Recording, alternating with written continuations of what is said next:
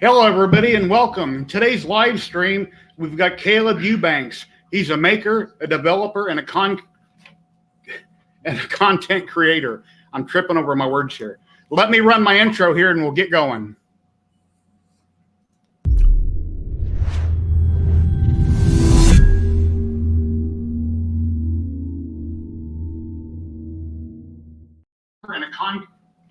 Well, that was crazy. Content creator. Why is it still talking? Let me run my intro here and we'll get going. All right. I don't know why it did that. I had that muted. It shouldn't have been playing. We got a little bit of echo reverb in there. I got something else running here. 1 second, guys. Let me figure out where this is happening at. It's always that extra tab that's hidden somewhere. Crazy. No. Why is it still talking? Let me run my intro here and we'll get going. I don't know why that's happening. I don't know why it did that. I had that muted. It couldn't have been playing. We got a little bit of echo reverb in there. I got something else running here. 1 second, guys. Let me figure out where this is happening at. This hasn't happened. It's always that extra tab that's hidden somewhere. No. Why is it still talking? Oh my God. I don't know why that's happening. I don't know why it did that. I had that muted. It could have been playing. We got a little bit of echo reverb in there. I got something else running here. 1 second, guys. Let me figure out where this is happening at. This hasn't happened. It's always that extra tab that's hidden somewhere. No. This is, oh my God, this is screwed up. We start closing things down till I catch it. And I think I got it. I had another tab somewhere running. Yep, I was going to say, I've been there before. I've done that and had that happen to me. And unfortunately, sometimes it's only the monitor, sometimes it's hidden somewhere, but there's always something. Anyways, how are you? Oh, pretty good. Nice to see you. Absolutely, absolutely. So doing these little technical podcasts are always fun, especially when you're using like the browser softwares and you've got multiple tabs and things. But I think it was a nice trippy intro, maybe perfect for the background that you had. You said it was the first time you had this new background, right? Yeah. See, perfect. Every week I download something different. We wanted to incept people into this one. We really wanted to get you guys into it, and that was the opener, you know, to to bring it all around. Awesome. Well, let me say hi to a few people. Hello, Andrew S. Let's see, Mark L. Baker, how you doing? David Sell, Dark Jester, Betty Boop, Ken Sturrock, NLTMW. Thank you for coming, everybody. I'm sorry we had the technical problem. That's the first time that's happened. One other video, it happened for a few seconds. So I don't know. I had something going crazy. But, you know, that happens. I'm not perfect. But thank you very much for joining me tonight and joining everybody. You know, I've been wanting to meet you for a long time, and a lot of people that have probably been on your YouTube channel or seen you on podcasts would like to chat with you. And it's possible, but yeah, thanks for having me, Jerry. I certainly appreciate it. I've seen you before, not only in the groups, but posting all of your several different constant creations that you're making. I'm not even sure what you're going to call those. Just your kids, the things that you constantly keep making. Yeah, I'm always printing something and posting something. Then when I ran out of money, I kind of slowed down on printing here for a minute. Currently, I'm not printing anything. Ooh, we got all the printers off, really? Yeah, okay. They're all shut off. I haven't resin printing. I've been doing that hot and heavy for the last 2 months. It's been shut down for a few days.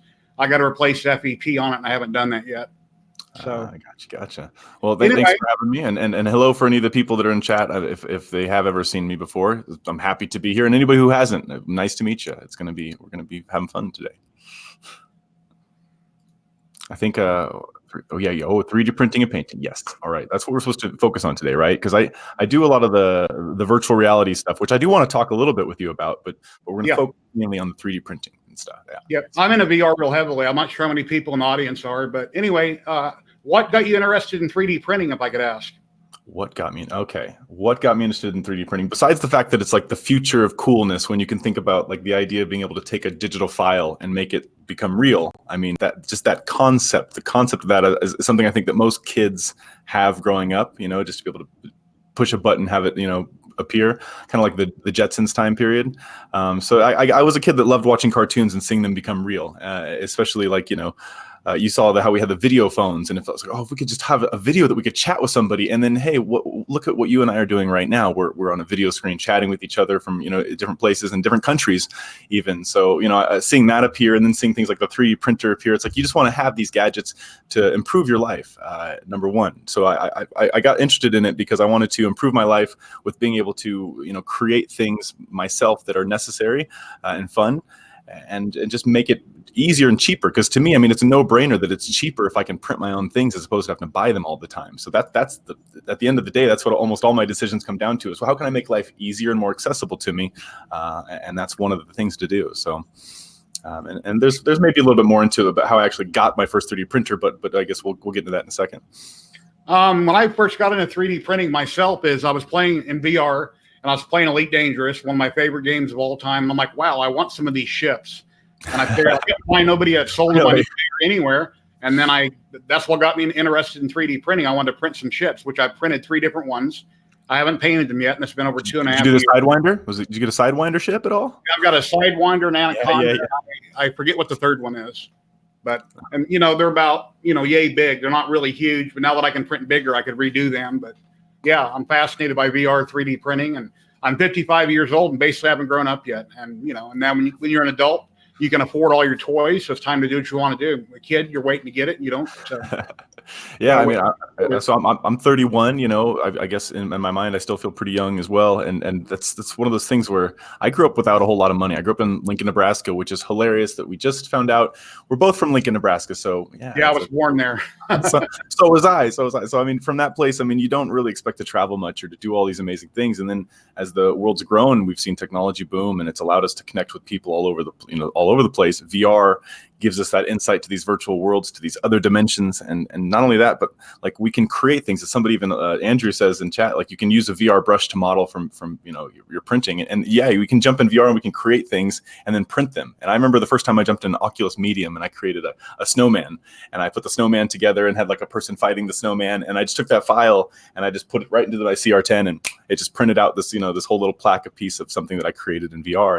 And once again, talking about the freedom of being able to do that is amazing. And I guess people think sometimes it takes a lot of technical ability, a lot of skill, you would say. And I think it's just a matter of people who want to get into it, because if you are into it, you're almost like, oh, anybody can do this. Anybody can do this stuff. So, and I love that appeal to be able to connect everybody and give everybody some kind of a way to do it in their own method as well. Because I don't create this the way other people create. And I don't know, the combination of being able to have that platform allows me to just express myself my own way. And I think you've been able to express your way, not only in the things that you decide to print, but just the way that you go about doing your painting jobs and just your whole technique and everything. So VR Gremlin, hello, how you doing?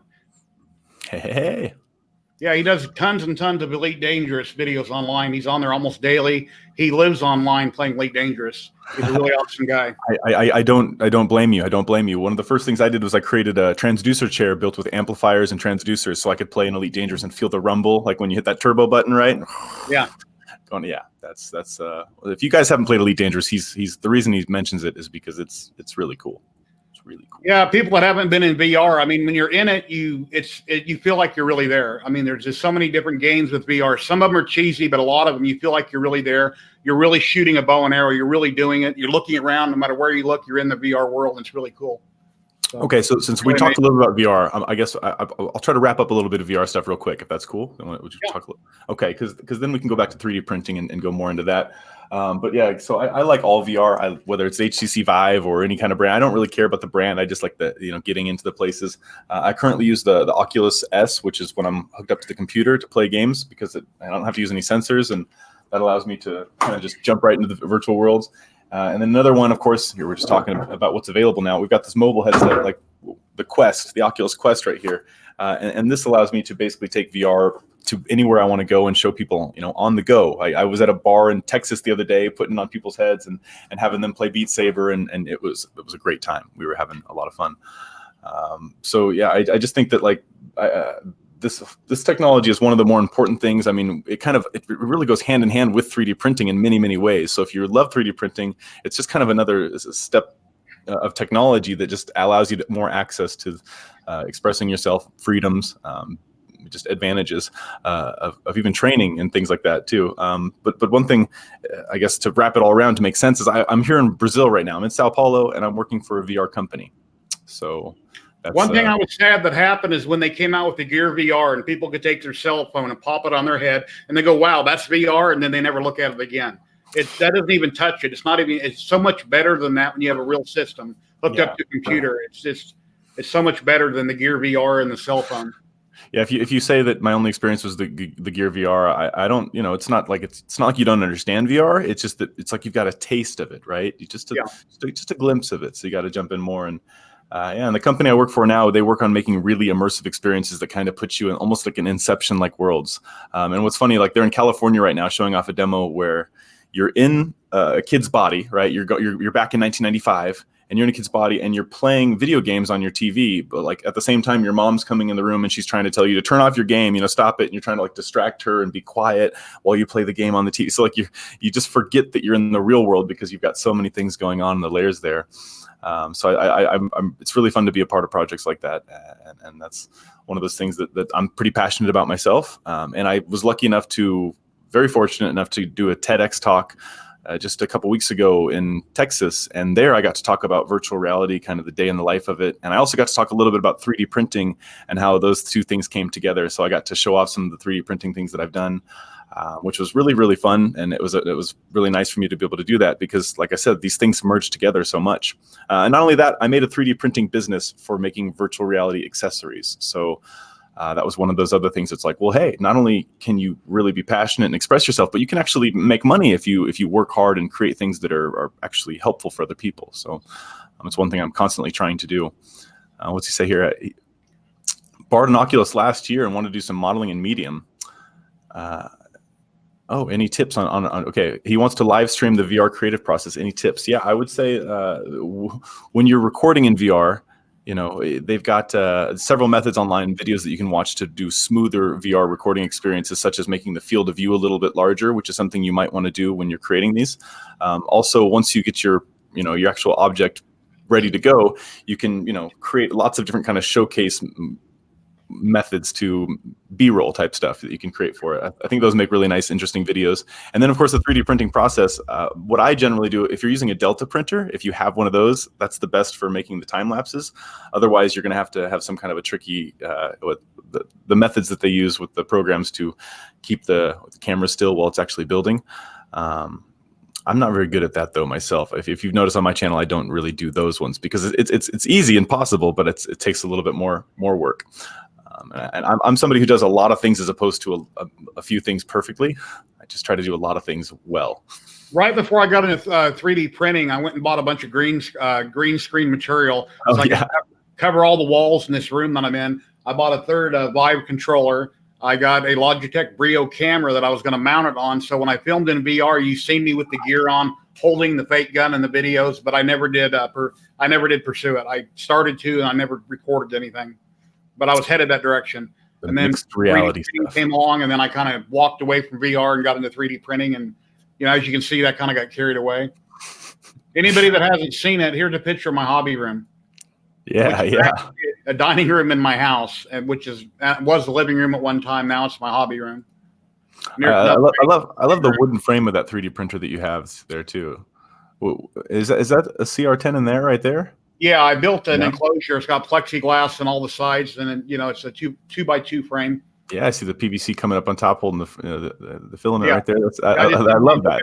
Put up my filament. It like almost makes it look kind of like old school with the future tech. I really like that actually. It's pretty cool. Like it's a little case. Yeah, the plexiglass is like $150 at Lowe's, and that was crazy expensive. I got something fairly thick, so that was expensive to build, but it was fun. I done a build video on it. You said about 150. That's to get a Lowe's bought plexiglass case. It's about $200 to fit around the Taz, which is I think the second printer I ever got was the Taz 6. So I went from going from an ANET A8 to a Taz 6, which was quite the leap in power and perfection right there. But to enclose it, it was very, very difficult to print ABS on the Taz. unless I really slowed it down. But even then, there was cracking all the time, so I had to do a lot of filling, and it was possible, but a lot of work right there. So when you came to Brazil, you brought 2 printers with you, right? Yeah, that's right. Got one of them right there. But yeah, they've got this is the Anycubic console right here behind me, and then I also brought the Tronxy X5S, and that one is at work right now because I wanted to be able to, it's a VR studio, and although they already had a 3D printer there, I figured they could use another one.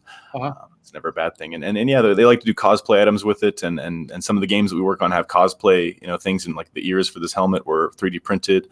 Several of the buttons and different things for the costumes are used for that. So it's something that's I don't know. It's so useful. It's so useful in so many different ways, not only for practical things, but just for elaborate creations that you want to have. And it allows you to have those ideas, because at no point is like, no, we can't do that. No, we can always do it.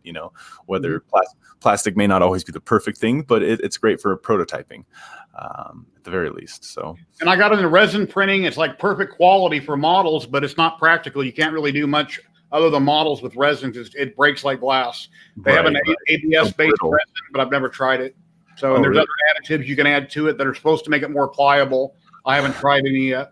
I have noticed that the prints that I've made with resin, over a 6 month to 8 month to I think actually about a year now is when I first did some of them. They get a lot stronger over time, but they're they become, but maybe even more brittle too, because at first they're almost kind of wet and spongy, squishy, and then they slowly get harder and harder and harder and harder to where it's just it's a process. But there are other ways, of course, to harden them with those UV lights, and I know there's different techniques that are being adapted daily. I mean, in the 3D printing world, that's the greatest thing about it, is the community has so much open source stuff, is that it advances so quickly. So even when I jump out for like a month at a time and I come back, I get to see so much more stuff, a lot of innovation. And like even right now, like we've got the new 3D printing techniques where they're making everything super smooth by allowing the printer to, go over the prints at the end. And the new coding techniques are so ingenious. And it's like, oh, I can't believe I didn't think about something like that. So I'm pretty excited to see that stuff. And yeah, I guess to make sense too is talking about how did I get into 3D printing in general. I really got to say I got help. Like most things in the world. If I do well at it, or if you're going to be successful, it's because you had help along the way. Somebody somewhere was doing something for you or looking out for you. And I was really interested in wanting to get a 3D printer. I was in Springfield, Missouri, and most of my furniture at the time was cardboard boxes, and this was 2014 time period, and I didn't have extra money. I really wanted to get into 3D printing. I really wanted to get into VR, right? And at that time I was trying to do both. What I did was I found a guy who was named Caleb Craft. Actually, he works for Maker Magazine in San Francisco. He's been on Reddit making all kinds of crazy things, from Fallout props to he does a lot of really cool things and does a lot of cool 3D printing things. Luckily, I had some VR stuff that he wanted to try out, and so he saw one of my videos on YouTube, believe it or not. And then when he saw that video, he said, "Hey, I see that you're in the same city as me. I saw you driving down the street in the video. Could I try that stuff out?" And I said, "Absolutely. Could I borrow your 3D printer for a little while?" And he said, "Yeah, you can borrow my 3D printer for 2 weeks." And I thought, okay, excellent. So my method in this world to getting gadgets and things is of course to try to give value to the people that I want things from. So what I did was I borrowed, it was a Taz Mini, and I made like 5 or 6 videos with the Taz Mini while I had it. And I made a bunch of practical things as well as figurines, and I designed some mounts for VR. And basically, I took those videos and I put them on the internet. They didn't get a whole lot of views, maybe a few thousand views, or even a few hundred views, or whatever. And what I did is I took those videos and I sent them to Lulzbot, and I was like, "Hey guys, check this out. I'm trying really hard to make these videos. I'm trying really hard to make products, and I'd like to do this continually, and I'd like to make lots of these videos. And would you guys be willing to help me out?" And I think after doing this for a long period of time, and then of course at first they're like, no, no way. And then after getting a really cheap Lulzbot printer from China, which they sent me, I'm sorry, not a Lulzbot, I got a cheap ANET A8 printer from China. They're like $150. Did it come with a fire extinguisher? Yeah, right. So I made sure to put on the MOSFET, right? The little MOSFET that you put on there, and I made sure to even put I did actually put a little fire detector above it, just in case, because I had heard too much. So I actually had one of those above it as well. But I made sure the thing was super safe and working perfectly. But the whole point there is that the Chinese company reached out to me because they had seen my videos on the Lulzbot Taz Mini, and they were like, "Hey, we're going to give you our cheapest printer if you'd like to do a video on it. You know, no money, nope, not paying me. They just said, hey, here's a free product." And of course, in the video, I'm like, "Hey, check out, I get to unbox this thing," and it took me, several days to put the sucker together. And once I got it together and working and upgraded the way it needed to be to feel good, that's when Lulzbot turned around and said, "Hey, we see that you not only asked us a long time ago and made videos, but we see that you've now got another printer and are putting videos out for that printer, and we're going to send you a printer now as well." So out of nowhere, I got this crazy, for me, crazy expensive printer sent to me. And from that point forward, it was like I wanted to do what I said. I said I was going to make videos with it. I said I was going to try to give them value. So I tried to, stay with my hobby and stay with the passion. So I kind of, not only did I want to do it, but the moment I give my word for something and I tell somebody and then they give you an opportunity, it gives you even, okay, I got to do this now. I actually got to do what I said. So it kind of helped keep my passion in the VR printing. And I've done everything from printing, the vases to figurines to when the Atlanta Falcons lost the Super Bowl, in that devastating Super Bowl that happened years ago, I made sure to print them a trophy and send it to their team and made a video about that. And, I've just had a lot of fun growing from there and trying to build that. And then I guess without saying too much or without going too much on and on, ever since then, I've of course had other people reach out to me saying, "Hey, we'd like to send you a 3D printer for review if you'd like to make a video of it," and lots of people say, "Hey, we'd like to pay you if you say this." And it's like, no. I've never been paid for a video ever. But I will take free printers for review. Absolutely. Any day, all day, every day, but so my video, my channel stays away from sponsored content and paid content, but it absolutely takes free samples and tells you the truth about them. Because the fact is, in my videos, they show you what happens. I mean, that's the best part is I make videos that show you results. If I open something and it doesn't work, you're going to see it. If I open something and it works, you're going to see it, So the videos are all about showing people things, not trying to convince you to buy something. I don't care if people buy something or not. I don't give a crap if somebody buys something. I want this to give somebody value. And for anybody watching right now, I want you guys, anybody who doesn't do 3D printing, I want people to know, like, you can get into this. It's something that's not only helpful for life, but it just helps, you grow in many ways, but there's a community for it too. And anytime there's a community, it just gives you more and more people to reach out to and to feel Alterations good. Had a question. I don't have an answer for this. But Smoothie, a new V2 board on Kickstarter. I'm not familiar with that.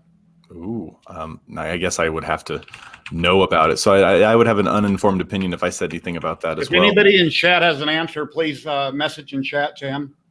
I do see a lot of people are talking about upgrading your board's performance with that. So I'm not sure exactly about that, but by the name of it, Smoothie, it sounds like it's something that makes your prints smoother, and I'm all about that. So if that's the case, I need to be up. How many printers do you have back in the U.S. at home? I've got about. I sold 2 last time I was there. I've got 24 printers right now. I've got 24 printers in the U.S. and I've sold about 7 printers. I sold 7 printers now, 2 before and 5 before that, and then I also have given away about a dozen printers. So, and that's basically if I ever had extra printers that were around that were just available and I had friends or people who needed them, it was like, here's a printer, here's a printer, here's a printer. I also did 2 giveaways on my channel in videos where I said, hey, if you guys want to be on the live stream, we'll do some printer giveaways. And I did that for a couple different people. And yeah, I mean, so we have 12 printers we've given away now. And then I guess I've given 1 away to the work, so 13. Hey, lucky number. I love being able to do that because it's really, for me, like I said, I was just wanting to play with a 3D printer. Less than 5 years ago, I was just wishing I could touch one. And now I've got, 20 some printers and I've been able to give other people printers. And I can say that's such a blessing. I'm so fortunate and humbled that I've had the opportunity to play that part, if I can say. Because I'm just a kid who loves playing with this technology and who knows that he's lucky to have it. It's so awesome, and that's one thing too, is I think that the YouTube making videos, even doing like what you're doing, making live streams, I mean, being able to put yourself out there in a public forum is something that really is somewhat of a priceless value, because even if you don't reach thousands or millions of people, even if you just reach a few people, you're making a difference, and you're doing more than when you don't reach anyone, and I think like I've been able to reach the right people, even if it wasn't lots and lots of people, I've been able to reach the right, the people that I wanted to. The people For me, every week I try to get better and better, and then we had this problem with the feedback, and I couldn't figure out where it was coming from. My wife popped, and she's like, "That was terrible." Yeah, I know. I'm trying to fix it, but I'm live, so it is what it is. See, and the thing is, at least now you've screwed that up, so you don't have to worry about screwing that up again. See, I think I've made every mistake in the world, as even trying to be like a content creator or a 3D printer. I mean, I've screwed up everything. I've broken every printer in every which way, so I've had to figure out how to fix it. Everything's been wrong in a 3D printer, from certain, whether it be literally a motor not working perfectly because something in the motor is not working right, whether it's getting blocked because like there's a screw in there that I never knew there was a screw tucked inside of it the whole time. So I was checking I've reset firmware several times because I didn't realize, hardware things. So I don't know. Because of all the mistakes I've made, I've been able to learn from it, and it makes me feel like I know quite a bit. But it's not because I'm great at this stuff or perfect at it. It's because I almost suck at it so bad that I have to learn how to be great at it. Here's a model here that I just did by Tony Chambers. It's Rex from Toy Story. And I've used 3D ZYLTECH white for the legs, and I've got area on different colors, PLA here and there for that.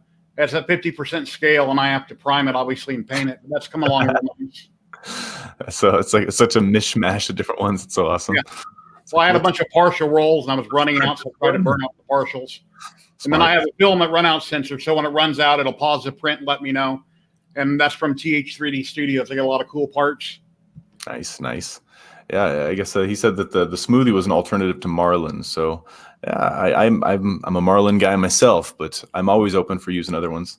There's actually a few printers I have that are running off some different board software, and it makes it difficult when you're trying to upgrade them.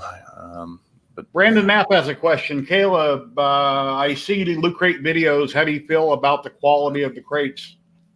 Oh, yeah. So it's actually, I guess I got to say real quick, I've done a few Loot Crate videos. I don't have any like partnership with them in any way, other than the fact that anybody can sign up for the Loot Crates and then put an affiliation link on there. But I honestly don't even think that I have an affiliation link in there. I think I might on the first one. Okay, that's beyond the point. I think you make $5 if somebody buys one from it. Regardless of this, the quality of the crates to me has been up and down. Like the Star Wars one that I got, I was pretty happy about that one. I mean, there's a reason I bought that one, and it's because I had several people that actually really wanted a lot of those things in there. And if you try to buy like a Star Wars hoodie from any like Star Wars place, they're $60. They're like $60. Mm-hmm. So for getting, I think I had like 25% off $50. So what does that equal to? So it was like $40 basically for my Loot Crate, and so I got the sweatshirt and all the other little things. So the moment I got the sweatshirt for $40, I already felt like, okay, I saved money on that at the very least, which is not that big of a deal. But I guess when it comes to some of the other Loot Crates I've gotten, like I open up 3 at a time, or there's 3 boxes I open up in this last video, and one of them was just really like bad. The Ghostbuster figurine was the only one the thing that was really that good in it. But the second one that had like the coffee table books, once again, those coffee table books are like $30 a piece, and this Loot Crate box was $20 for me. So I feel like sometimes you get like these little wins, and that's the problem though. Nobody wants to feel like they're getting good and then bad. So I think there's been a lot of mishmash with the company. And you mentioned to me, Jerry, how like people are saying that how do you feel if the company's going under? And once again, I don't actually have any affiliation with them directly. I don't work with anybody from Loot Crate at all. But I do know because somebody said this to me in my video, and they were like, "Hey, they're going under," and I looked it up, and no, they've basically been reacquired again. Loot Crate is a pretty well-known brand, and people can very easily put off product that they want to and brands that they want to in there. So it's going to keep getting bought over and over and over again, I think, for quite some time until they find a good or a better business model that works for them. My wife, let me interrupt for a minute. My wife just let me know that I said Tony Chambers on that model. It was David Chambers. So on the Rex model, if I got it wrong, it was from David Chambers. There's a link below to his Gumroad account in the description below. Tony Chambers is a guest that's on the channel that runs a great group on Facebook, that 3D Model Crowdfund, that make a lot of amazing models. So I don't want to confuse the two if I said the wrong thing. Nice. Yeah, Virtual Reality Gremlin says, what's your favorite software for creating in? Uses Blender. Blender growing up, I love Blender so much. I'm a little rusty in Blender right now, but I think Blender's an amazing software to use. I've been using something that's probably not the best, and I know people are going to be like, "What are you talking about? Why would you?" Okay, I use SketchUp quite a bit. When I made my Pro VR gear mounts for my business, even I was using SketchUp because I felt that it was a very easy. It's something that I grew up using a lot to make sets and a lot of 3D models in before. So I'm fast with SketchUp. So I made a lot of different prototypes of SketchUp, and what's obviously the problem is you don't get perfect circles when you do things in SketchUp. You get kind of geometric circles, which is kind of funny, and I had to splice that as best I could. But I would do SketchUp in combination with Mesh Mixer, and that's how I made a lot of things. But I've also used Blender before as well, and I've used Oculus Medium. There's a third tool as well. So I don't know. There's been a lot of tools that I use, but I generally use SketchUp most of the time, just because it was simple and easy to use, and I knew it for years prior. So hopefully that answers that question. But it's one of those things. Software is always changing. I know they've got to Simplify 3D, which is something that people can not only print with, but there's the availability to actually create models with it now as well. I didn't know that. I've been using S3D for 2.5 years. Plug-in, isn't it? Okay, not that I know. They're coming out with another version that I hear everybody has to pay for, and they can't automatically upgrade to. But I'm not sure it's in the newer version that's coming out. It's definitely paid software is the one I'm talking about there. It's something that I think is the easier the software gets, the more intuitive that it gets for us, then the easier we can create things that we want to. Luckily, prototyping is still incredibly fast with with 3D printer at home. So there's so many designers out there right now that are creating models and they're selling them for $15 to $25, and there's just so much out there. I have a small tablet I want to learn on, which would probably take me about a year to get kind of good at it, to do the simplest of things. And it's a lot easier for me just to go out and buy a model. So or buy the STLs, then print it. Right. I think I've got here. I think I can share part. I can share part of my screen, just to show off. Here we go. If you can. Ready? I'll show it off. This is going to be just some of the 3D printers that I have at my house. Okay, there's you're talking about models and things. I make some cosplay items, so I made like the big Zelda sword. And so this video just shows some of the making of, but what I like is at the beginning of the video, I try to show off a bunch of the 3D printers working at one time. And so, there's kind of the whole process of printing it, putting it together. And this sword, I made it like 140% the normal size. And I had, like at one point here's like 5 printers running, making it. And I've also got printers in the garage making the sheath at the same time. So, I knew this was going to take at least a week just to print the whole thing together. And so I tried to get it, and I've got the ANET A8 going on in the back, a CR10, a CR10S, and then over here I'm trying to get another Anycubic and of course the Lulzbot going. So we've got 1, 2, 3, 4, 5, 5 printers going here, and I had 2 in the garage, so it's 7 printers going on at once to make this sword happen. And it still took about 4 days I think to actually get it going. Wow. Which was kind of fun. But there's that one right there, and I think there's a Thor's hammer, which is another video we put together here. People always give me crap. They're like, "Hey man, where's your hammer, Thor?" Because I got the longer hair, and Marvel's a popular movie. So I made sure to print 3D printer. I printed the hammer myself, and I put a bunch of neodymium magnets in there, so it actually kind of sticks to metal when you put it up on the metal. And I was really happy with the way that it kind of came out at the end, because I was looking, how much do these things cost to buy? They're hundreds of dollars, $300, and I can take this thing and create it and make it at home. So I thought that was pretty cool, and had a lot of fun making these things. So there's that one. And I guess the last video I had just kind of brought open here was turn the volume down. The last video I made was the FL Sun video, this Delta printer. And I think that this one was probably one of my favorite Delta printers so far, because it's just super robust and nice. And you can see for yourself. Once again, I don't really, my videos aren't like, I don't care if people buy the printers or not. I want them to see what the printers do and how they work and all that. So anyway, that's that stuff right there. I'll go ahead and close my window. All right. So those are just some of the things that I put on my channel, but it's mainly like just to inform you and let's see how it works. I have a lot of people that get actually mad at me in the comments that are like, tell us more about what you think about the printer. And I'm very shy to tell people my opinions about things. I just rather tell them what I see. and give them that opportunity to see it for themselves. Because if I start swaying people's opinion and saying, oh man, this is the best one, you have to buy this one, it's the only one that you should look at, then it takes away from what might be a very relevant point elsewhere that I just don't know about. And then I guess then you got to fight the people that are like, no, you need to make decisions because people want to listen to you. It's like, all right, well, I'll give you the best information that I can, and we'll leave it at that. But yeah, I've got 2 CR10s, 5 Ender 3s, a TiVo Tarantula Pro that I got free for a review, and then I got my resin printer, and then I got an extra Ender 3 in a box for parts. What's the resin printer? Elgu Mars. It was on sale for $250. I think mine's an FL Suns. Okay, a what? Say it again. It's an FL Suns 3D version of it, which is a Chinese brand, of course. So yeah, I've got a lot of those ones. It's I think I've got the Tarantula. No, I don't have the Tarantula. I've got the TiVo Tornado, which is actually a beautiful, great little printer. The Ender 3s, I don't have any Ender 3s, which is kind of sad. I was going to buy one, but then I got the AlphaWise U20, which is very much like it, kind of. I believe it's the U20. I think it's like almost a replica of that, the AlphaWise version. And then I also got the AlphaWise U30, which is like a copy of the CR10 somewhat. I play around with lots of different brands. So I'm not brand loyal to any specific printer by any means. It's almost like what's cheap and what's on sale, what looks cool, what are other people buying, and that's kind of, I have a lot of fun putting them together. We talked very briefly yesterday, and I mentioned, to me these are like big puzzles. You get one sometimes, and you have to put it together, and it's very complex sometimes. And not only have to put it together, but it's a multi-stage puzzle. When you finish normal puzzle, you put it together, and poof, you can see it right in front of you. No, not with a 3D printer. You can put it together, and it's only halfway done. Now you got to optimize it and hone in the belts and make sure that it's actually printing things the way that you want to, with the nice lines and the edges and everything. So it's this multiplicity of puzzles built into one, and that's why I really love 3D printing. And then when I get it all working perfect, and that printer is just ready to go, I always move it from the position and put it somewhere else, and then and then put another one down, and we're starting a new printer.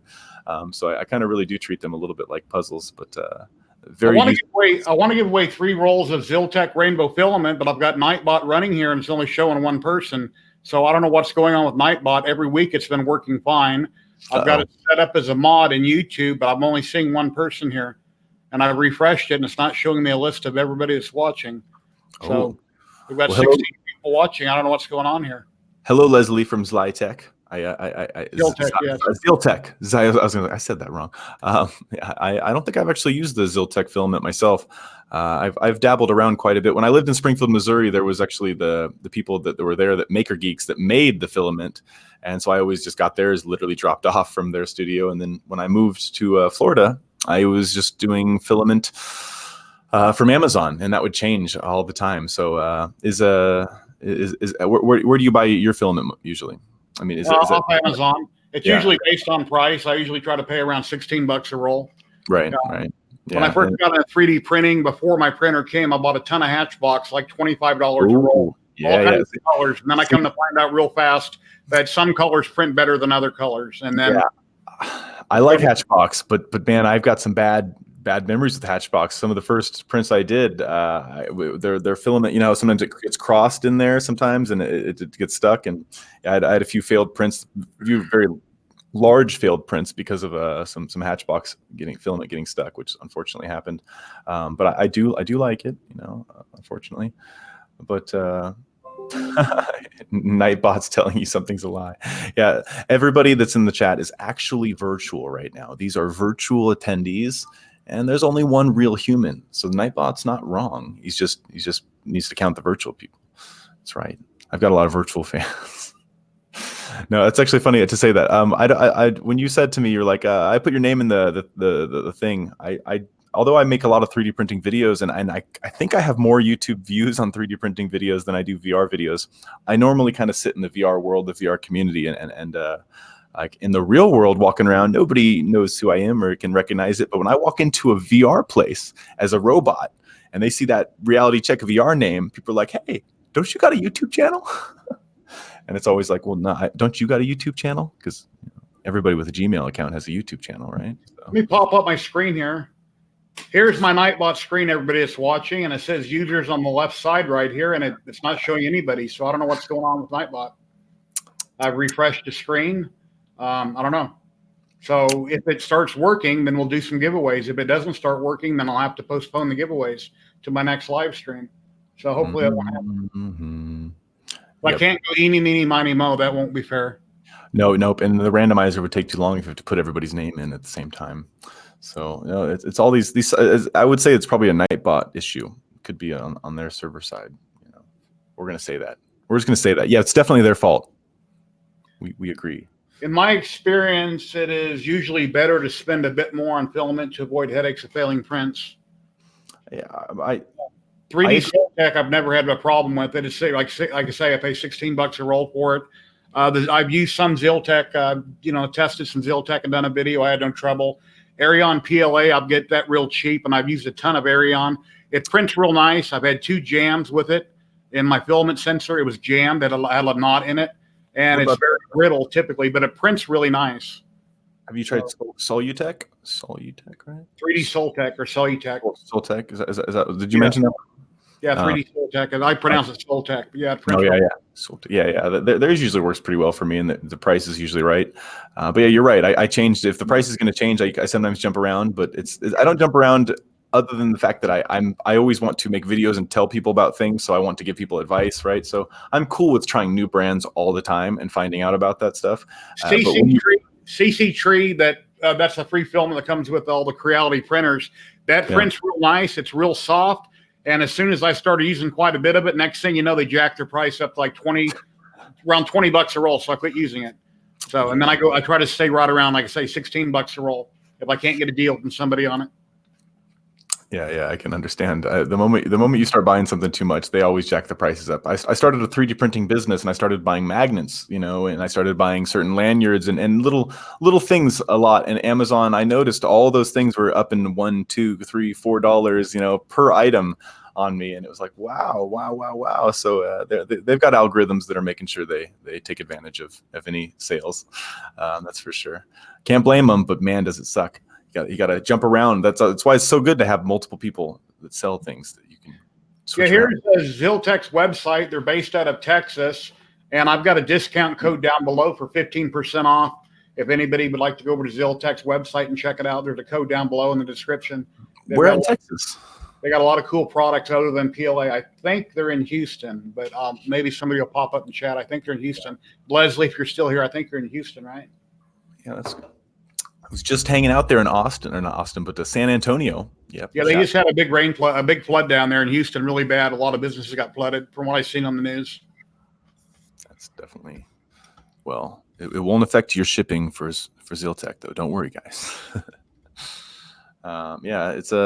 He says, Tony says he hasn't run into any problems using ZYLTECH either. Well, that's good to hear. It is nice to know about several brands that don't, screw up too much. Like ZYLTECH I haven't used, but it's good to hear about that one. ZYLTECH is one I have used. Amazon brand is one I've used as well too, and theirs has never really been a problem for me. It's just that the colors aren't always. There's a returns auction house here in Vegas called Nellis Auction, and they sell a lot of Amazon returns. Amazon ships to them, they sell it. There is constantly Amazon basic PLA on there for sale that people have returned. It's just flooded with really. That's awesome. That's awesome. I've tried to roll a black, and I had no trouble with it. Didn't have any jamming or anything. My nozzle got kind of gunked up a little bit, but it basically printed okay. But I'm not going to buy it.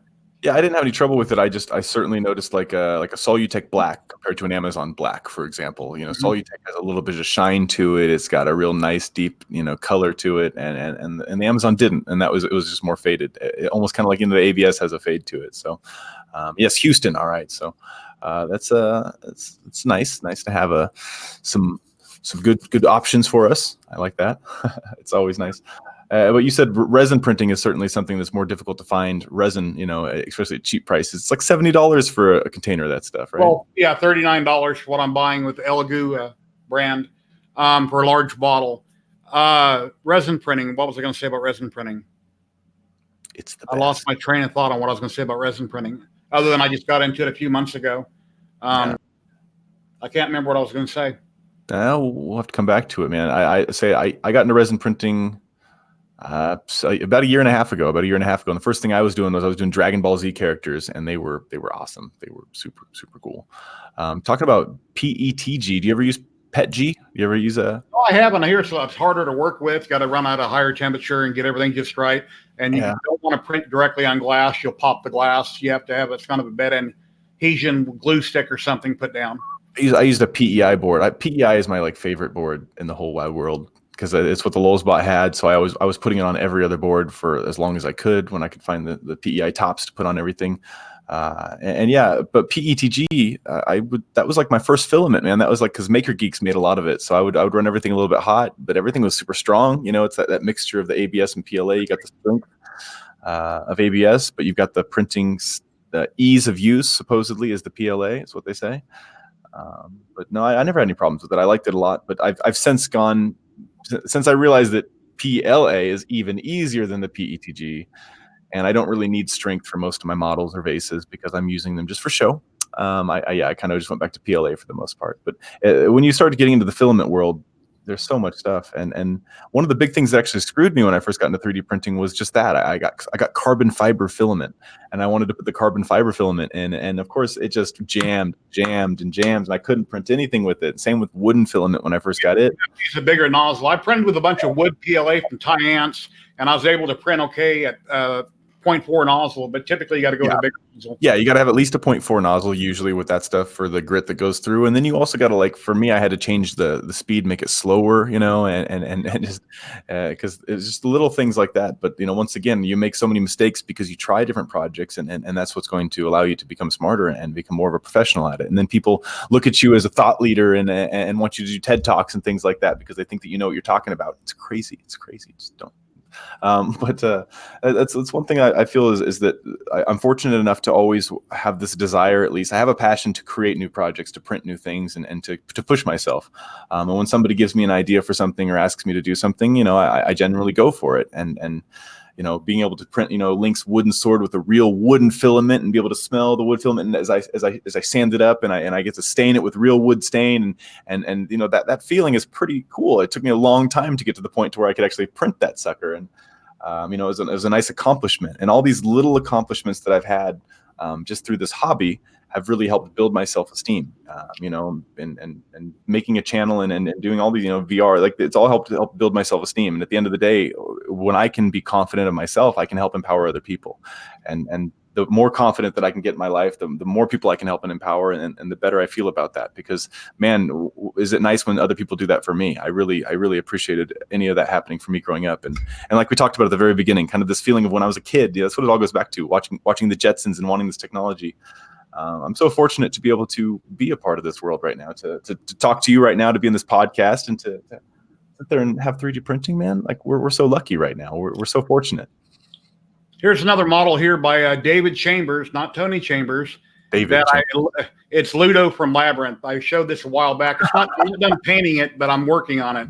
I'm just trying to get the ice down. I'm working on it, so it's getting there. It was printed on one piece, right? No, it's printed multiple pieces. Really? Its body, arms are separate. The head is separate. The horns are separate. Yeah, you did a really good job on the joints there, man. That's awesome. It's just getting there. I got a little touch-up to do on some of the joints because once I prime it and paint it, then I can see where I puttied it. So I got to go back and do a little bit of sanding, but it's a ginger in color. And it's a really ugly creature, so it's going to take me a while to try to make this right. But it's another project I'm working on. It's supposed to be cute ugly, though, so that's okay. He's about there already. Typically, when I order filament off Amazon, I try not to order white. I usually go with a silver or gray. That way, when I'm done painting and I glue it together, I can post pictures on Facebook on multiple groups, which shows off the stuff that I'm doing and helps out the designers to get more business. If I print in white, then I have to go prime it. Or let's say I print in white and I remove all the supports, then I prime it. Guess what? I just found more supports I missed because it's white. So I typically try to print in gray or silver, then you can see all the detail. When you go with white, it's harder to notice. I'll say one thing is, Jerry, I got a question for you, man. How many projects are you going on at once here? I've seen at least 3 or 4 projects you're popping up there. Do you like to do multiple projects going on at once? If I stopped printing right now and sold all of them, I have enough stuff laying around. I could print for the next I could paint for the next 2 or 3 years. I've got 3 or 4 boxes, Home Depot boxes, halfway full of prints. I didn't fill them up because I don't want to start breaking stuff. But I got stuff everywhere. And then something else cool is online, and I got to have it. So either a designer hooks me up or I go out and buy it. The next something I just bought that's coming out by Sanix is next week. He done a Deadpool where it's a skeleton, Deadpool swords. I'm going to resin print that and then print it really big. It's going to be full size like that Joker had. Oh, I've actually seen it. I think I know exactly what you're talking about. So yeah, you like the figurines and the action. I mean, and a lot of people want those things too. So I'm sure you wouldn't have any trouble getting rid of them if you ever tried. But it's not the point. It's not the point of this. The point is to collect the stuff, right? Collect it until you get too much, and you got to start rotating and do something with it. I'm not going to throw it away. I might give some away, sell some. We'll have to see. If you have the problem I know is that a lot of these 3D prints they're delicate and they're tiny little intricate pieces and they don't always stand up by themselves. So you have to either get stands for them or like glue them down. And then you got to dust because the dust thing is real. And it's difficult to have a 3D printing area without having to dust it all the time. And yeah, it just, man, I feel kind of your pain, but only at a smaller level. Rinse them off with water. It'd be real hard to clean. Yeah. Yeah, because I've got a whole like area. I'm like, oh damn, I have to dust all these things to make this area look good, And it's difficult when you have a 3D printing world. I mean, life these days is so difficult, right? With 3D, like, what are you talking about, man? Always go with silver or gray. Great for showing the details. Yeah, you're absolutely right. You guys are smart for that. I do have a lot of white filament, but I think that was because I do a lot of white and black simply because when my business I do for ceilings, because a lot of the pieces you don't want them to be noticeable, so we want them to be white and hide with the ceiling. And it's better, when I print something and I show it off online, it's just prime gray.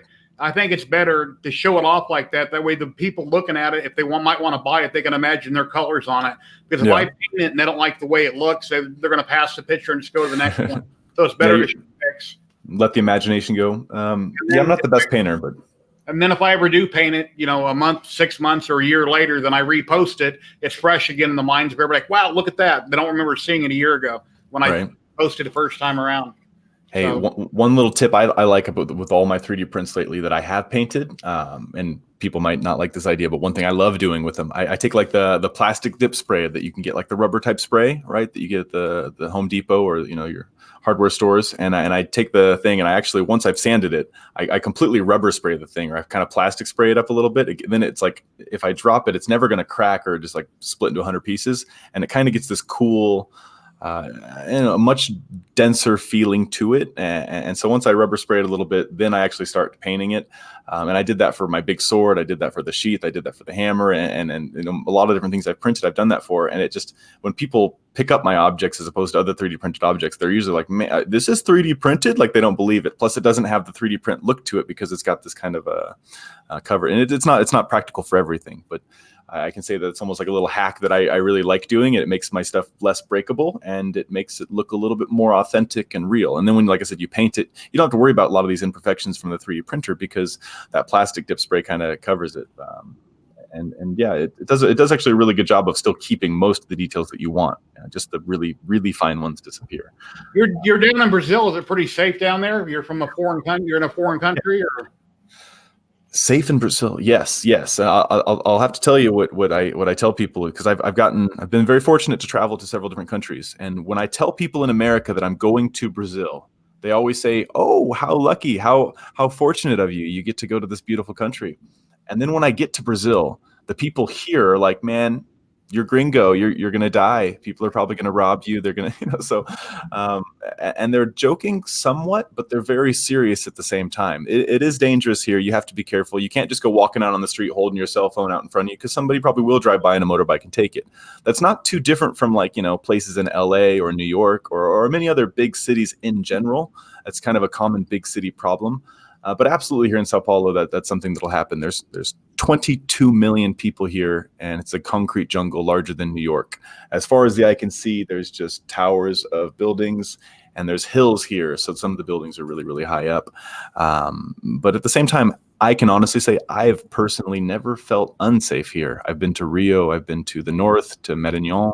I've been to, like I said, just a lot of different areas, and never once felt like my life was going to be threatened. The people here are all really, really nice.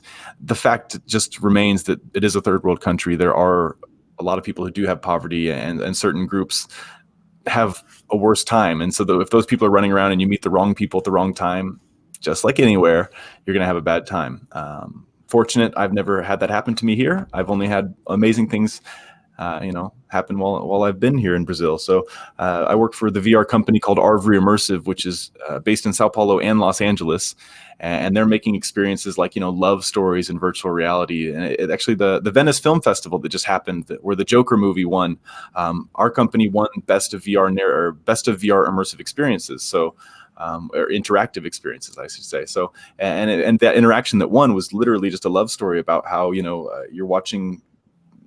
It's actually, if you love 3D printing and you love VR, it's like a mix of the two worlds, because it's a miniature set of characters, like little painted characters and models going around on a little miniature set. And the whole thing is that everything is, on a miniature set, everything's happening the same every day. And eventually things kind of break free and you see a love story happen in front of you. And that, like I said, it transpires through all of the world, not just Brazil. So the things that we're doing here in this area, it doesn't really matter if you're in Brazil or not, it's affecting the world.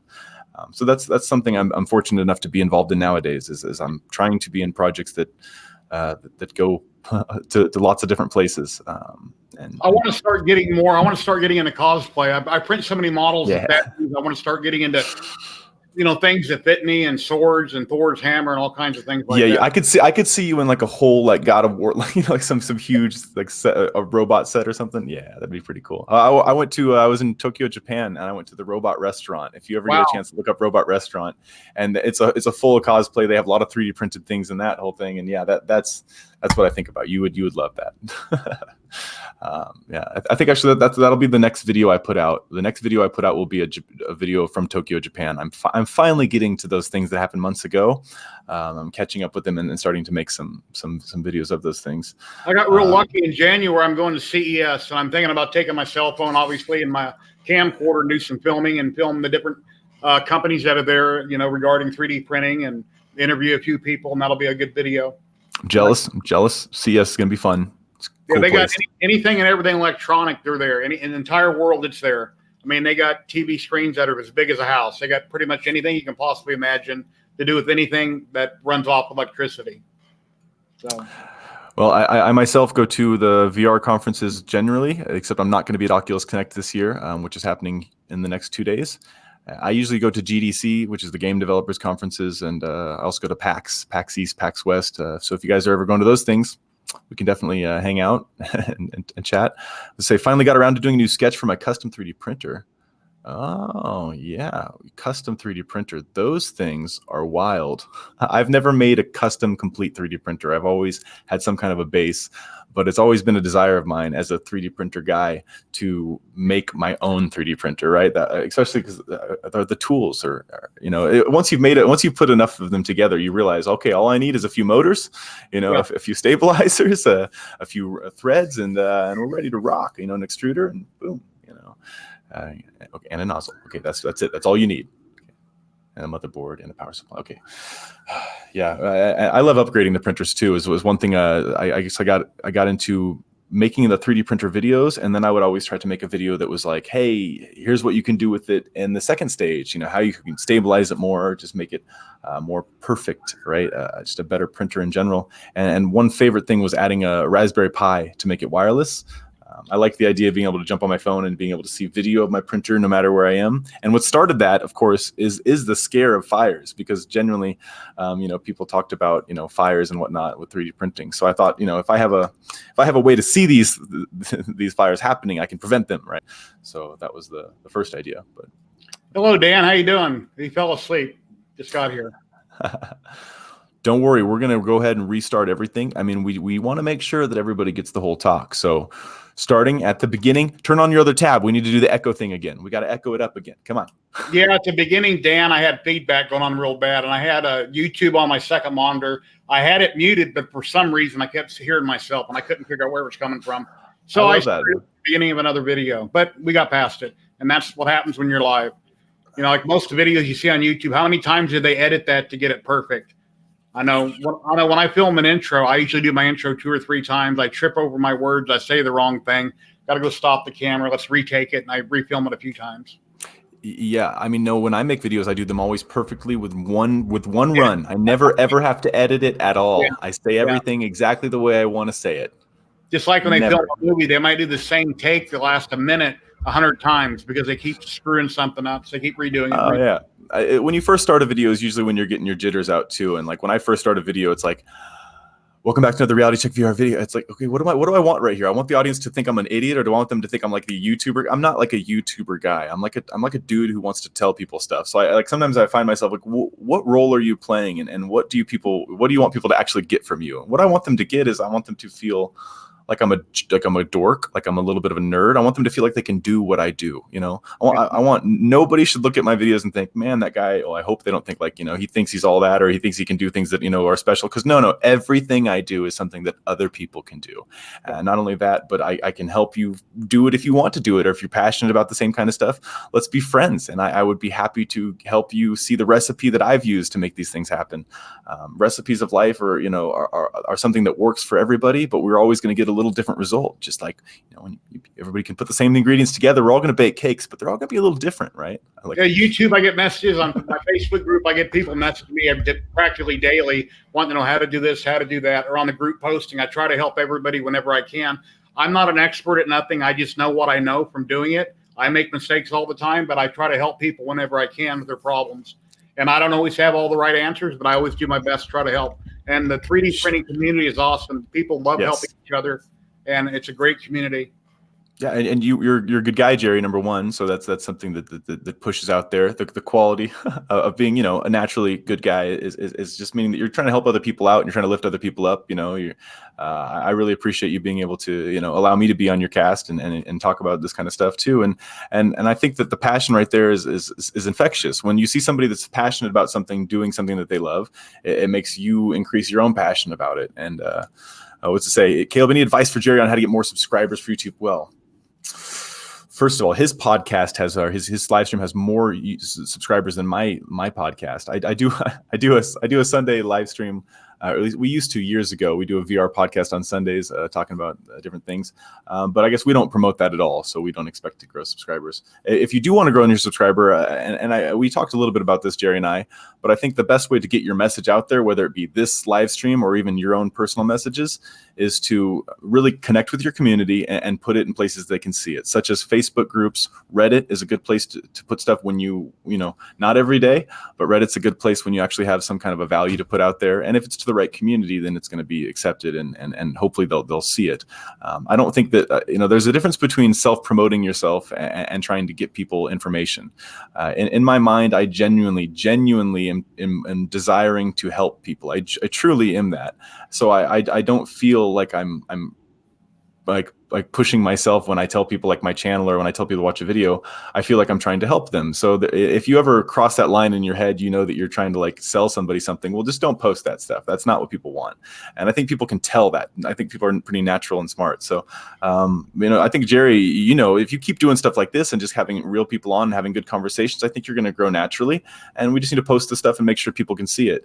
Myself, I forgot to put a Twitter post out today about this, but I'm going to put a Twitter post out to say, hey, watch this when it happened. I did do a Facebook post, which was cool. So I got my Facebook post out there. But so, yeah, I think people need to share it. And also having so many viewers isn't always that important. I think the most important thing is having the right viewers.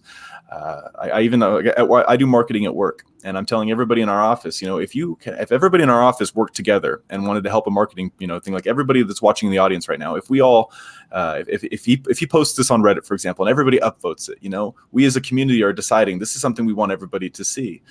So having the community kind of help out in those kind of things is something that's also very, very key. But at the end of the day, it's not about millions or thousands of subscribers. It's about having the right subscribers and having the right viewers. I've got about 20,000 subscribers on my YouTube channel, and I don't feel like I'm a very small channel. But I feel very confident that the people that watch my videos are the right people, whether they're just a few hundred or a few thousand. I feel confident that those are the people that I wanted to see my stuff. So that's how whether it's ignorant or not, that's where I live with it. And I try to stay away from that whole world of desiring too much in the celebrity world. I don't like that. I like the community so much, So I know that was my rant. Sorry about the rant, man. Sorry about We've that. got more people that have popped up in chat now, so I'm going to give away one roll of ZYLTECH Rainbow PLA 1.75 millimeter. If you're in the U.S. only. So if you're in the USA only and you're watching right now, please enter the word. It should be popping up on your screen. ZYLTECH, ZYLTECH. Please enter the word ZYLTECH. ZYLTECH. Ooh. Yeah. That's awesome. No, I think that being able to do giveaways too is always something key. I love being able to give stuff away to the audience because it's like hey, I get some free stuff every once in a while. I want to make sure that you guys get some free stuff every once in a while, and get that feeling of being able to just Yes, that's USA only. Get this week. For your time. You guys are going to get something for your time. Yes, it's always good. Nice benefit. U.S. only. Sorry. So actually, I'm wondering if there's people here that are not from the U.S. Where are you guys from? Yeah, where's everybody at? Last week I gave away 3 rolls, and that was it was basically worldwide. It was Canada, U.S., and U.K., but that was by Arion, then by 2 different salespeople that they're at different areas. But this week it's USA only. USA only. Well, I'm not going to try to win this one, but whoever does win it, when you do get the stuff, you got to make sure to show us what you printed with it too. I want to see. You got to go back to the Facebook thing where we posted this, and you got to post it in there so I can see a notification. Yeah, the ZYLTECH Rainbow prints really nice. It does a fairly quick color change. I have used some other brands where you got to have a ton of infill in your model before it starts changing a color, and ZYLTECH changes a lot quicker than that. The colors are a lot closer together. See, Canada, come on, Canada's like basically America. Can't we send it to Canada? It's like just yeah, I'm sorry, Mark, you're ineligible for this one. It's just over the invisible border, man. It's just the invisible border. Yeah, no, that's cool. Niagara Falls, Canada. Wow, I've never been to. Actually, that's not true. I've been to Ontario, but only in the airport. I've never hung out in Canada for any amount of time. Well, let me roll it and see who won the first roll for the U.S. Nope, she's ineligible. Leslie Fleming is ineligible. I need to re-roll it. Yeah, I don't think that would go down well with superiors. Where is coming from? I jumped in the chat and I won all the stuff. Tony Chambers won a roll of Rainbow ZYLTECH filament. Hey. Tony, I'm going to give you my email, Tony. It's also below in the description. Please email me your address, and ZYLTECH will get that sent out to you soon. All right, congratulations, filament. It's always a benefit. I have one roll of, actually no, I have 2. I have 1 roll of white and 1 roll of black here, and that's all I got. Brazil is a lot more expensive to get the filament too. So be happy when you're in America. Everything technology-wise, whether it be 3D printer or filament, is about twice as cheap as it is here. And of course, they make like twice as little money here. So it's about 4 times more expensive for a Brazilian as it is for an American to buy this stuff. At least I got Nightbot working, because the last couple of weeks I forgot to go to YouTube and set Nightbot as a moderator, and now I've got it popping up in chat. Last week it wasn't, and I thought it was. So at least it is working. I just have to figure out how to tweak all the little bells and whistles. Wait, so we got Niagara Falls, New York. Nice. That's awesome. It's quite the changes. My sister lived in New York for a while. Now she lives in London. I've never got to hang out there either. Man, I got some places I need to go still in this next year. That's kind of my goal, is to go do those kinds of things. I'm hoping to get to do some more speaking opportunities, honestly. And one thing I didn't really get to talk much about in my last speaking opportunity was 3D printing, and it's something I'm pretty passionate about, because all the things we got to talk about today. Man, I don't know. Where do you see this stuff going? Do you see 3D printing getting to the point to where it's going to be either something that's got a new material change very soon, because plastic can't make everything, right? Or is it going to be something that is going to be dying here? I have no idea. I mean, resin printing is going to get cheaper and cheaper, and the build size are going to get up there, and then the price of resin is going to come down. But resin is so brittle unless they make something where it's more pliable, like an ABS or something. I believe it's got to be like some meta material with like lasers. I feel like because they've already done some, they're already using lasers to do a lot of different metal filaments and things like that, right? Yeah. I feel like because lasers are all about controlling temperature and precise location. Metal or something, that'd be really awesome. But I'm 55. I don't know if I'll see that. Maybe. Yeah. Let's give away another. I got a lot more people here on the giveaways. Let's go ahead.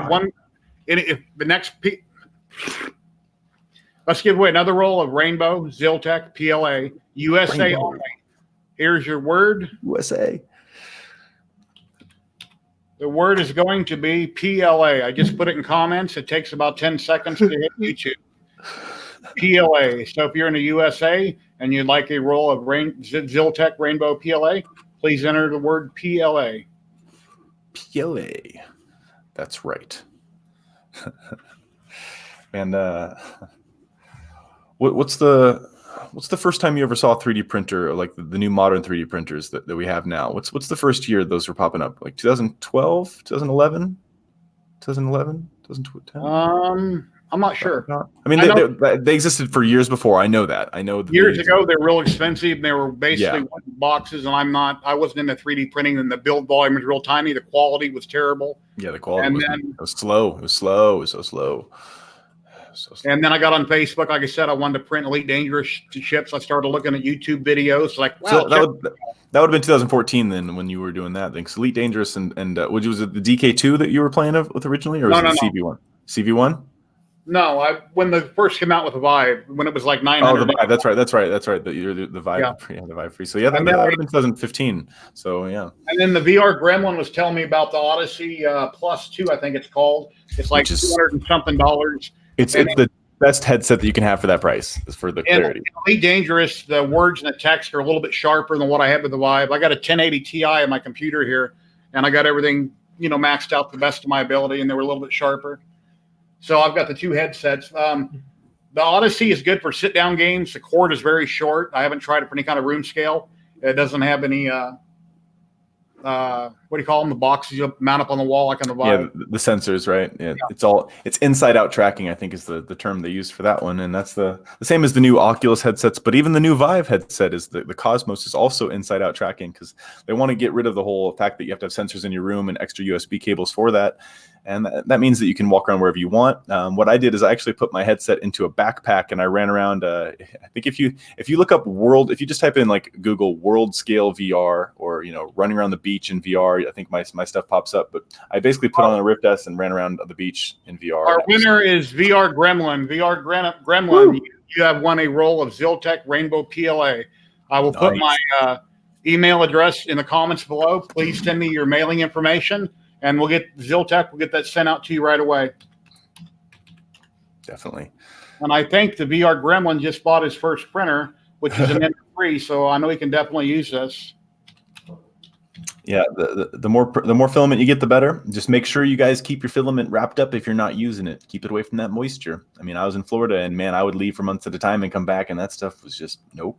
Just it doesn't work. And then if you do want to dry it, you got to put it in the oven. It takes hours and hours and hours, and yeah, best just to keep it all in a nice, secure, dry place. Or just use it all the time really fast, and then you'll never have that problem. I think, Jerry, I don't think you're like, what are you talking about, man? I just use it so fast. Yeah, a lot of supports burn up a lot of PLA. Yeah, and then I print with a lot of wraps. Quite often, I print with wraps because there's a lot of parts that with the supports that probably won't hold up on the bed. So I print. If they're longer print too, right? I think it's just a little safer to have that wrapped on there too. Yeah, it takes a lot longer, wastes a lot more PLA, but yeah. Yeah, it's definitely. And then whenever I print heads or anything, I always tilt them back at a 45-degree up. I try to keep supports off the chin, the nose, and the face as much as possible. I think it makes them look better too. You get the different lines as opposed to the straight lines across the face. Yeah. You never want to print a face straight up and down, because then you got ringing on the face. Oh yeah, I've done that before. When I first started printing, my face was looking straight up, and that was a big mistake. I did the opposite. I had it straight forward, and it was just because the supports, you got like a support from the chin going up to the lip, and it's like then you take the supports off. It's terrible. So when it's cropped up, and all the details that don't need supports anymore for the most part. If you do it properly, the nose can be printed properly without having to have a support underneath the lip and all that. So that's important stuff. Just picked up a Tarantula Pro, running pretty slick. now that I have had a week to tweak everything. There you go. The Tarantula Nice. Pro is an awesome printer. The first thing I would do on any printer that anybody buys, get rid of the white PTFE and buy Capricorn. It's so much better, can withstand higher temperatures. The tolerances are tighter on it. It's much better. Get rid of the white. And if you ever do any upgrades on a 3D printer, well, first off, get your printer, build it, learn to know the printer, make sure it prints good, get everything going perfect on it. And then if you upgrade, do it one at a time. So if you have a problem, you know where the problem came from. A lot of people, they buy a printer, people say in groups, change 10 different things. They do, it's all screwed up and they don't know where they went wrong at. Just because you can update it doesn't mean you have to update it. There's a difference there, right? And some of those updates that people do or recommend are also because of what they do with their printers, and it, like I've made upgrades to my printers that make them better for production, but they're not better, they're not better versatile printers. I can't do everything with them because of it, but they're better for the production use that I was using them for. So yeah, be careful when you do the as you said, the upgrades. I think that's a smart thing to say to people. Just showed up this morning with Prime, man. We're talking about 3D printers right now. I have one printer still in a box. It's actually an old i3 Prusa that I just never opened up, and it's got all the pieces. It's like every little piece is individualized, and that's something I've had as almost dessert that I've been waiting for. But it's in America right now, so I have to wait to go back to put that one together. Here I'm nerding out. I'm thinking about the puzzle that I can put together later. It's exciting me. One cool thing is that the VR studio here, we're actually using 3D printers constantly to develop new applications for VR props. For example, we have one experience called Belief, and in that experience you hold a wooden torch, and that wooden torch you have to move it around, and in the VR experience it literally is a torch, right? And while you're closing your eyes, you're literally just holding something that feels like a wooden torch. And that whole thing was not only modeled in 3D printer, we then created a real prototype made out of wood, but still the entire end that holds the tracker is all 3D printed pieces, and it allows us just to create new immersive props, in ways that would have been impossible before, especially for a studio like us, to do those kinds of things. So. We've talked a lot about 3D printing today, and I think that overall, just the amount of uses that it can have is we're still opening up. I think we're only touching the surface of it, and as more people get into it, we're just going to see the more amazing things that people can do with it. I'm not talking about making food with it or making big houses with it. I'm talking about actual, being able to create useful objects or useful things that that are helpful for society. So, and that make things cheaper and more productive. USA only. We're giving away one more roll of ZYLTECH Rainbow PLA. USA only. The word is awesome. Type in the word awesome. And if you're outside of the US this week, this is only for the USA only. So you said, is it Marciaz says, had a couple days of trying to level it and then gave up in order to BL Touch. And yeah, the BL Touch is going to help auto level it for you and create the different areas. But I almost wonder, is your board, sometimes they can be dipped in the middle, where the middle of the board actually has a little bit of a dip to it, or even the opposite, and that can create some problems. On the Creator.I, on the CR10s, they came with a glass, and the glass was always bubbled. So the first thing I went to a glass shop and I got a mirror cut. The mirror is almost 1/4 of an inch thick, and I had them, smooth down the edges, and they rounded the corners. It was like $7, and if you have glass on your bed, get rid of it and get a mirror. Well, yeah, I had the S9 Creator.I, the largest Creator.I that you could get, right? The $1,000 one. And that thing was huge. And of course the bed was dipping, and it was the worst to try to print large things with because of that issue. And I never bought the BL Touch for it. I just kept trying to manually print it. And I eventually sold it because it was a headache. It was a headache to try to use all the time. Even though it was a cool printer and you could do some amazing things with it, I wanted no more of it. So, and I basically decided I'd rather build things in pieces and just put them together later than have to try to get that one going all the time. High on the bed bolts. Some people will take paper and they'll put underneath the center of it to try to raise it, a couple of sheets of paper. Yeah. Try flipping it over, or just go with a mirror. Mirrors are usually always perfectly flat. Yeah, and that is definitely a difficult thing is to deal with when the bed's in the middle. I mean, if it's a steel plate, sometimes you can bend it, but even then, it's never easy to get it perfect or well done. So, Yeah, that's unfortunate. What's also great too is that I feel like through time, sometimes those things actually do fix themselves. They do level themselves out, because when they've been shipped, they can get like hit and pushed around, but then after they sit for a long time, they can level out. I've had printers get better. I really have. So Andrew says, Caleb, have you seen the VR horror game that uses your Our phone? winner is David Sell. Oh. So David Sell, I will give you my email address here. Please send me your mailing information if you're in the United States, and ZYLTECH will get that sent right out to you. Congratulations. Andrew, I have not seen the game that uses your phone to create a horror game room around you. I want to know what the name of that is. I've got all the VR tech around me, luckily, because of the studio and because of stuff around here. I've got the Vive here and the old Rift and the new ones and stuff. So I mean, I like to play lots of things. Unfortunately, I don't really play that many games. I've always had a full-time job. I've always worked jobs, even though I make videos and have a YouTube channel. I've always worked jobs to try to, make money and live, pay rent. Yeah. I've got a son in Florida, a 1-year-old son that I obviously I showed in one video. But so yeah, that's one thing I'm always trying to do, and I don't get to play that much, but I still do. I try really hard to see as much as I can, play with as much things as I can, and stay up to date in these communities. But without a doubt, I've been kind of slacking in the 3D printing community lately. There's been a lot of things I haven't seen that have been going on in the last 6 months even. But I still do have a 3D printing business, and I still do deal with the stuff day to day. So yeah, me being retired, a lot of people think, wow, you're retired, you got all this free time. No, my days go by quick. I get up and yeah, right. It's 1 o'clock in the afternoon, and I tinker with this or I tinker with that, or I watch Netflix for a couple hours, and boom, it's time to go to bed and start all over. It's when you have a job, you're watching your phone or your watch, waiting to get off work. Guess what? The days are long. When you're retired, they go by quicker. So enjoy working.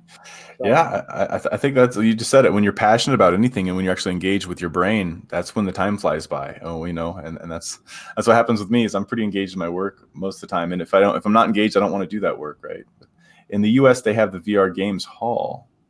Not familiar with that. I don't know what you're talking about, but I do know there's lots of VR in the US, and you can play it in the hallway if you want. I buy all my games through Steam. Steam. Yeah. I've got a zillion different kind of games through Steam that I play. Well, I don't play them that often, but I own a lot of them. I kind of tinker, I dabble with things here and there. And I want to start getting back into Elite Dangerous. I'm kind of getting burnt out on 3D printing a little bit. I need to start doing more painting, concentrating on my YouTube and videos, and get back into VR a little bit. You can do some YouTube 3D. You can do some YouTube flying around in your Elite Dangerous. That'd be fun. I'll watch that. Yeah, I'll jump in with you, and we can. I've only got a Sidewinder though. I'm back at the beginning of Elite Dangerous, so I can Sidewinder around you and kind of give you terrible backup. It's a tiny ship. If I haven't played in a while and I'm in VR, then I got to get familiar with the controls. And oh yeah. Do you use a Hostess, or what's your controls? Yeah. I've got a big chunk of oak here, and I got the Hostess mounted to it, and I slide a keyboard out of the way, put it on the desk. Okay. So, unfortunately, I will have to actually wait. Mine's stuck in America. I was going to bring it, but I had 3 suitcases that were already full. So yeah, that's the way it is. But whenever I first start playing, if I haven't played in a while and I don't want to wreck or do something wrong, I jump in a Sidewinder because it's inexpensive, and I don't care if it gets blown up or destroyed. I don't want to take out my Anaconda or something, and then the insurance to buy it back is quite a bit. And anybody that's played understands what I'm talking about. But I got to get familiar. And a friend of mine on Facebook friend here, VR Gremlin, sent me a bunch of stuff today to help me, get caught back up. So I got to work on that. Yeah, I've got several games I can send your way as well. There's a lot of fun things here, and MMORPGs. They're working on a few. I've seen a few in the works. So even Rogue came out that was pretty fun to play recently, which is kind of like one of those, but a little different. There's also Orbis VR, which has got a brand new graphical update, which is literally a VR MMORPG. But I have not put that much time into it, other than about 30 seconds. So I do like doing social VR applications, though. So. I'm going to wrap this up, Caleb. Please stick around here for a minute. Thank you for joining us. I really appreciate it. It was awesome having you on. You're a great guy. And I look forward to seeing a lot more content coming out from you and stuff that you're doing. Anybody that wants to see any of his work, there's links below to his YouTube channel and other places if you'd like to check it out. So thank you, Caleb. Stick around. Very cool. Well, I'd like to thank everybody for joining me today. I had a few hiccups at the beginning of the live stream, but as time goes on, it'll get better. Why I had feedback and where that was coming from, I'm not sure, but I finally got it turned off. I'd like to say special thanks for StreamYard for sponsoring this, and to ZYLTECH PLA, Leslie Fleming, thank you very much for sponsoring this. And that's about it, guys. So let me run my exit show, as I call it here, and I'll see you next week, and we'll hopefully have some more really super exciting people on. Thank you very much. Please like and subscribe. I'd really appreciate it, and tell your friends. Thank you very much.